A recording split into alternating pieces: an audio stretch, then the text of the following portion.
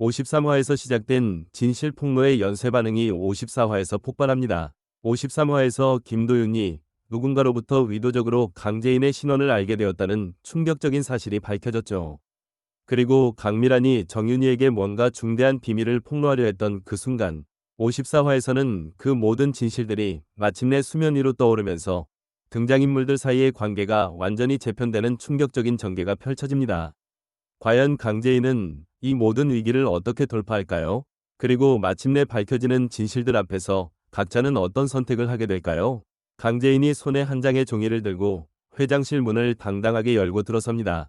황기찬이 고개를 들어 재인을 바라보는 순간 그녀의 표정에서 예전의 그 순한 모습은 완전히 사라져 있었어요. 재인이 황기찬의 책상 위에 종이를 던지며 말합니다.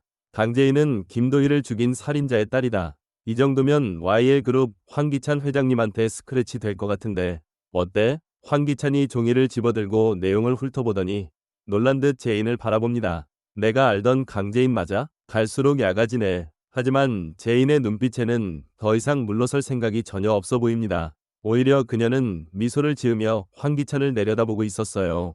마치 이제야 진짜 게임이 시작되었다는 듯이 말이죠. 지난 53화에서 도윤이 재인에게 그동안 도희 사고에 대해 윤희 집으로 배달된 사고 영상, 전화, 종이 메시지 등에 대해서 이야기했습니다. 그리고 53화에서 또 한 번 우편으로 종이 메시지를 받았는데요. 도윤과 재인은 이제 그 주인공이 누구였는지 짐작하게 된 것이죠. 재인은 기찬에게 이 메시지로 도발을 하는데 과연 그 반응은 어떨까요? 생각해보세요. 10화에서 도윤에게 김도희의 블랙박스 영상이 배달된 것부터 시작해서 지금까지 계속해서 위문의 메시지들이 도윤에게 전달되어 왔어요. 이제 도윤과 재인은 그동안의 메시지가 무슨 목적으로 도윤에게 전달되었는지 파헤쳐 나가게 될 것 같습니다. 특히 도윤에게 USB 영상을 전달해서 자영이 범인으로 확증이 되었는데요. 이게 순수한 목적인지 다른 목적이 있었는지 파헤쳐가게 될 것 같습니다. 결국 기찬의 범행이라는 것이 밝혀지겠죠. 과연 황기찬은 이 상황에서 어떻게 빠져나갈까요? 도유경이 가게에서 일하고 있을 때 강승우가 초췌한 모습으로 들어옵니다. 그의 얼굴에는 깊은 상처와 배신감이 고스란히 드러나 있어요. 승우가 떨리는 목소리로 말합니다. 누나, 힘들어. 그 한마디에 담긴 깊은 절망감. 유경은 승우의 어깨를 감싸 안으며 그를 위로해줍니다. 승우는 유경의 품에서 마침내 참았던 눈물을 터뜨리기 시작해요. 30년 동안 믿어왔던 모든 것이 거짓이었다는 사실 앞에서 그는 완전히 무너져버린 거죠. 내가 누구인지도 모르겠어. 엄마라고 부르던 사람은 진짜 엄마가 아니고 고모라고 부르던 사람이 진짜 엄마라니. 이거 정말 잔인하지 않나요? 47화에서 최자영이 유전자 검사로 승우의 친모가 강미란이라는 걸 확인한 순간부터 53화에서 두 여자가 승우를 두고 대립한 순간까지 승우는 자신이 30년 동안 거짓 속에서 살아왔다는 걸 알게 된 거예요.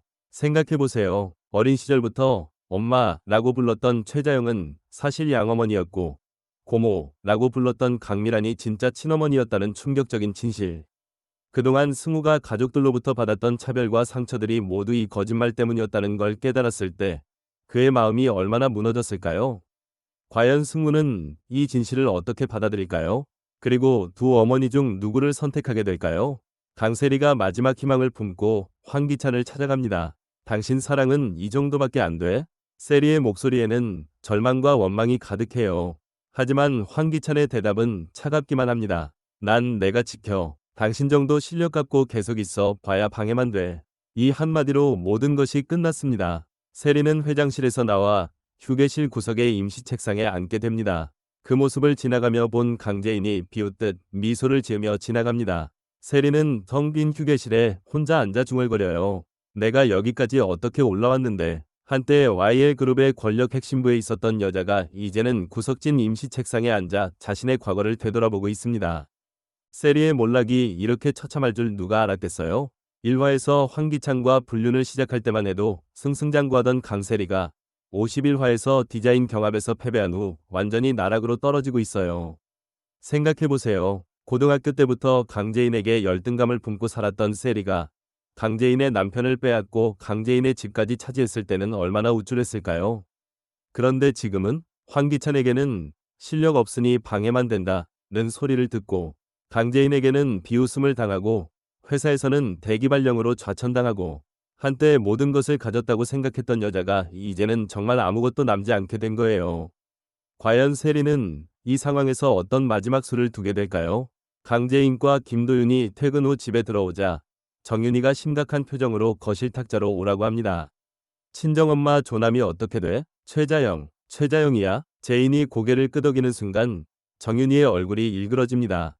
정윤이는 곧바로 재인의 방으로 달려가서 옷가지들을 밖으로 내던지기 시작해요. 나가, 당장 나가. 김도윤이 급하게 달려와서 어머니를 말리려 하지만 정윤이는 이미 이성을 잃은 상태였습니다. 정윤이는 방바닥에 주저앉으며 오열합니다. 도희야, 엄마가 미안해. 내가 원수의 딸을 품에 안고 있었구나. 이건 정말 참혹한 아이러니예요. 28화부터 지금까지 정윤이는 강재인을 친딸처럼 보살펴왔어요. 죽은 김도희의 빈자리를 채워주는 소중한 존재라고 생각하면서 말이에요. 그런데 그 강재인이 바로 자신의 딸을 죽인 최자영의 딸이었다니. 생각해보세요. 정윤이가 얼마나 강재인을 아꼈는지. 보람이와 함께 따뜻하게 돌봐주고 심지어 최자영까지 치킨집에서 일할 수 있게 해줬는데 그 모든 따뜻함이 한순간에 배신감으로 바뀌어버린 거예요. 정윤이 입장에서는 원수의 딸을 품에 안고 보살펴준 자신이 얼마나 바보같이 느껴질까요? 과연 강재인은 이 집에서 쫓겨나게 될까요?